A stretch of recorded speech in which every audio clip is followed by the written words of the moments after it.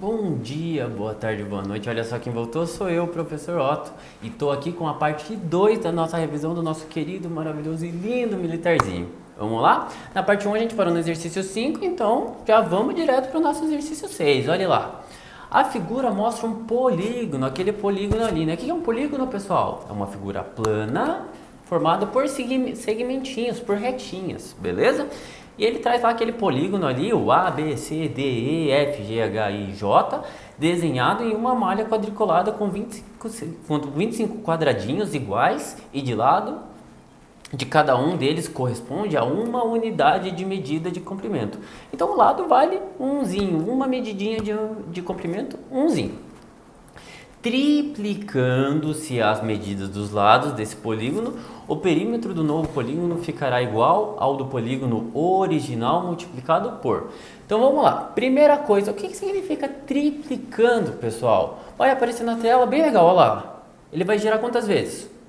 Uma, duas, três, pessoal. Isso mesmo, multiplicar. Triplicar é multiplicar por 3. Exatamente isso, pessoal. Então, a palavra-chave é essa, triplicar, triplicando. Então, quando a gente triplica, a gente multiplica por 3, beleza? E vamos lá, ele pergunta se eu multiplicar os ladinhos que variam 1, né? Cada ladinho do quadrado ali, cada segmentinho, se eu multiplicar por 3, o que vai acontecer com o perímetro? O que era perímetro, pessoal? Perímetro é a soma de todos os lados. Agora vamos pensar, eu estou somando todos os lados.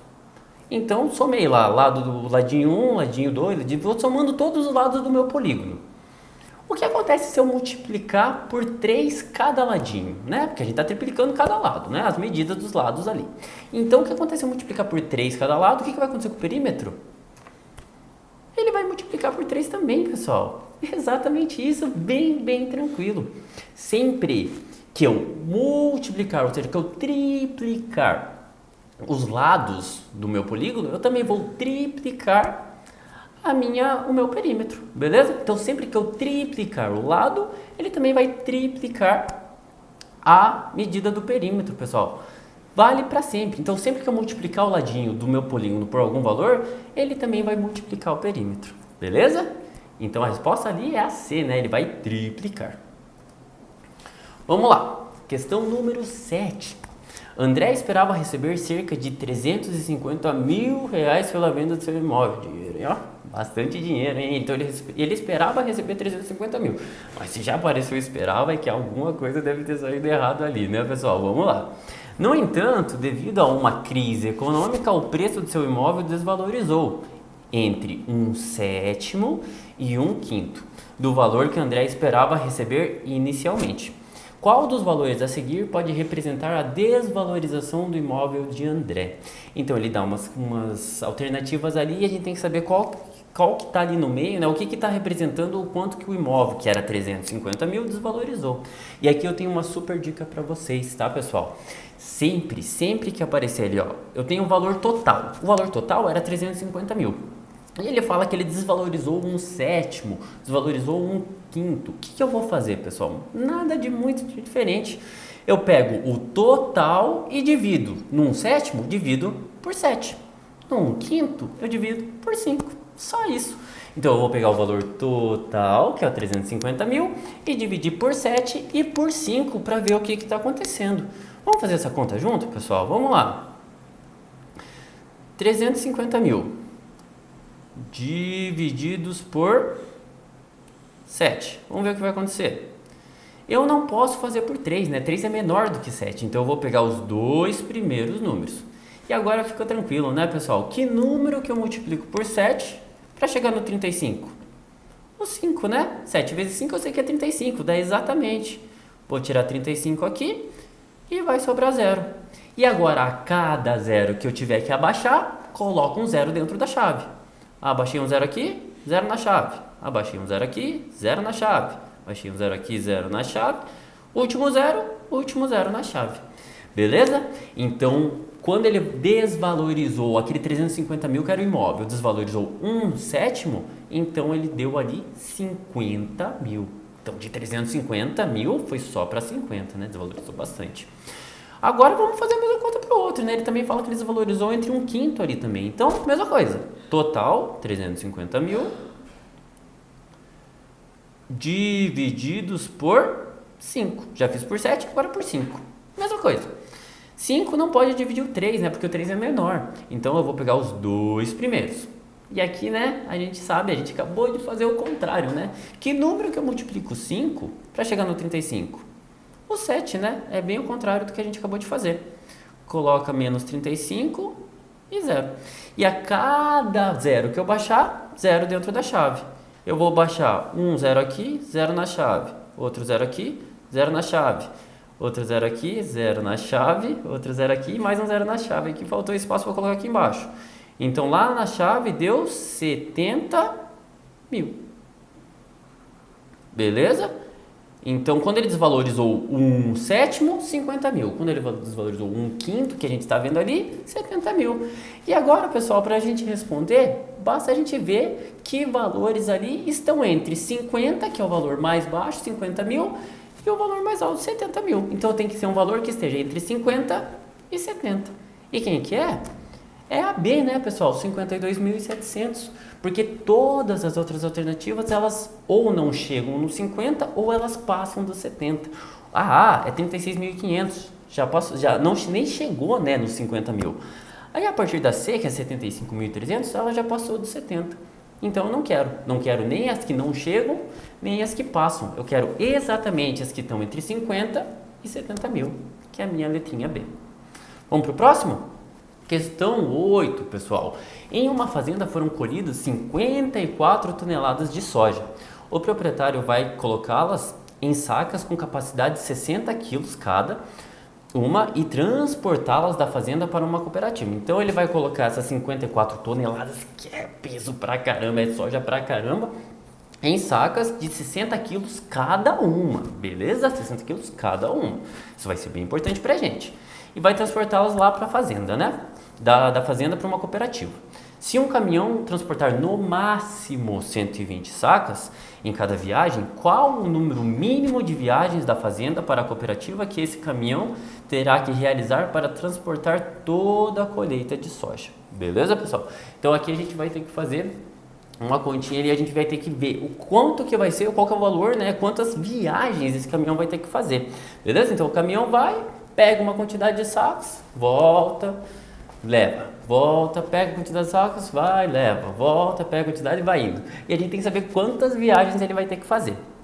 Primeira coisa que a gente tem que dar uma olhadinha ali, pessoal. Vamos lá. Cada saco é 60 quilos. O caminhão pode carregar 120 desses sacos. Então, qual que é o peso, qual que é o valor total que o caminhão pode carregar? Se cada um é 60, ele pode carregar 120, então basta eu fazer 120 vezes 60, né, pessoal? Se ele pode carregar 120, cada um é 60, 120 vezes 60.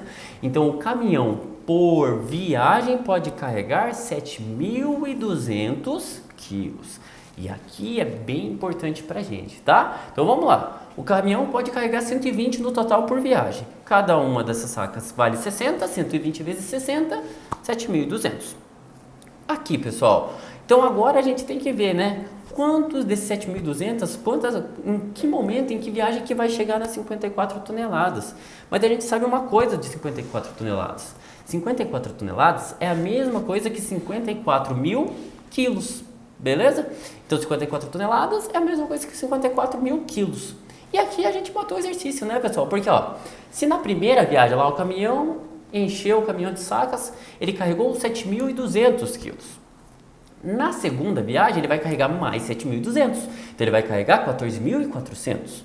Na terceira, mais 7.200. E aí, ele vai carregando mais 7.200, mais 7.200, mais 7.200, até dar o total de 54 mil quilos. Vamos ver o que acontece? Olha lá, na primeira viagem, ele carregou 7.200. Na segunda, mais 7.200, que deu 14.400.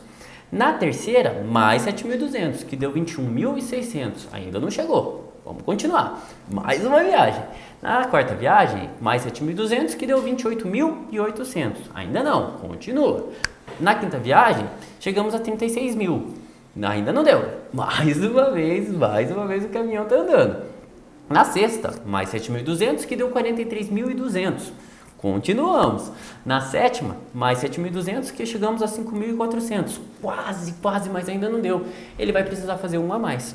Quando ele fizer uma a mais, se a gente colocar mais 7.200, eu vou passar do meu valor. Então, acabou ali.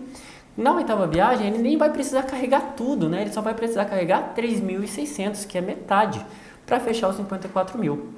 Então, primeira viagem 7.200, segunda viagem 14.400 e assim vai até a oitava viagem, que ele vai conseguir completar os 54.000 quilos, as 54 toneladas. Então, esse meu caminhãozinho vai precisar viajar bastante, 8 vezes. Beleza? Vamos para o exercício 9, que ele é bem tranquilinho, pessoal. O exercício 9 nos traz o quê? Durante o mês de outubro, no dia 12 mais precisamente, dia 12 que vocês adoram, tenho certeza que vocês amam esse dia, né? Que é comemorado aqui no Brasil o Dia da Criança.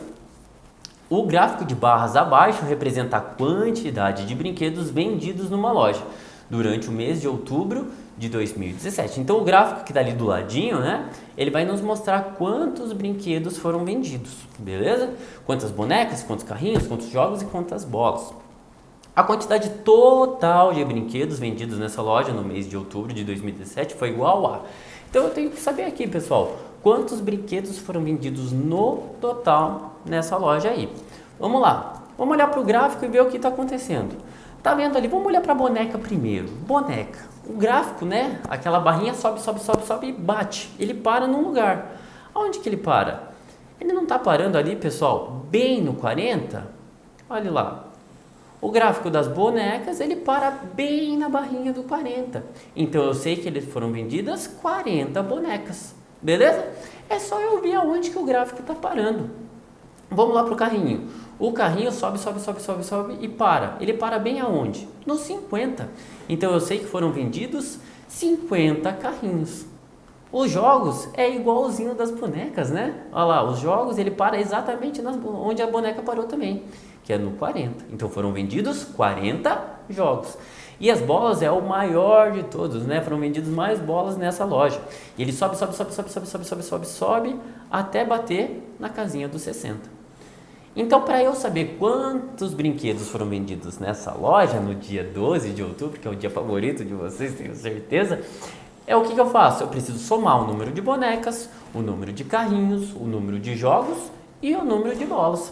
E olha lá, como é que eu faço? 40 mais 50 mais 40 mais 60. Vai vir quicando que nem uma bola, olha lá. 40 mais 50 mais 40 mais 60 é igual a 190 brinquedos. Então, nessa loja, durante o mês de outubro, foram vendidos 190 brinquedos no total. Como que eu fiz isso, então? Eu somei o número de bonecas, o número de carrinhos, o número de jogos e o número de bolas. Bem tranquilinho, né, pessoal? Vamos lá, para a gente terminar então a parte 2, vamos fazer um exercício 10, que ele é bem tranquilinho e ele traz aqui uma relação de Euler, de Euler, né? Tá lá, Euler é um matemático suíço que viveu entre 1707 e 1783. Pessoal, a gente vai chamar ele de Euler, mas na matemática a gente chama ele de Euler, tudo bem? Mas aqui a gente chama ele de Euler, beleza? E ele era um matemático muito famoso e muito importante. Ele trouxe uma relação bem legal pra gente, que mostra o número de vértices, de faces e de arestas. A relação é chamada de relação de Euler, relação de Euler, né, pessoal? E ela expressa assim: vértices mais faces é igual a arestas mais 2. Considere um poliedro, lembra lá do poliedro do exercício 3? Um sólido geométrico com faces planas, como um cubo, né? Lembra lá dos poliedros? Então ele tem 11 faces, 19 arestas e ele quer saber o número de vértices. E para isso a gente vai usar aquela relação do Euler ali, aquela relaçãozinha que ele trouxe pra gente. Vamos usar? Ele traz lá aqui, vou colocar bem bonito, olha que letra bonita, que da hora que apareceu na tela. A gente sabe que o número de vértices mais o número de faces tem que ser igual ao número de arestas mais 2, beleza? Então, vértices, V de vértices mais F de faces é igual a arestas, A de arestas mais 2. Eu vou trocar então, eu sei que eu tenho 11 faces e 19 arestas, eu vou trocar certinho na posição ali. Então, eu vou ter vértices mais 11, que eram as faces, olha lá, estou trocando certinho na posição. Tem que ser igual a 19, que eram as arestas, mais 2. Se eu somar lá do outro lado, então eu tenho que vértices, o número de vértices mais 11 tem que ser igual a 21. E aí vamos pensar, pessoal, que número mais 11 dá 21? Exatamente o que você respondeu aí, 10. Então o número de vértices tem que ser 10, beleza? Então a gente usa essa relaçãozinha de Euler para qualquer poliedro convexo. Sempre que eu quero saber vértices, faces e arestas, basta eu substituir ali na minha formulazinha, no V, no F ou no A, sempre na ordem correta, beleza? Eu vou ficando por aqui então, pessoal. Essa foi a parte 2, a gente tem muito encontro pela frente. Vamos fazer muitas questões de matemática ainda juntos, são 30 questões, né? Eu espero vocês daqui a pouco na parte 3. Tchau, tchau, até!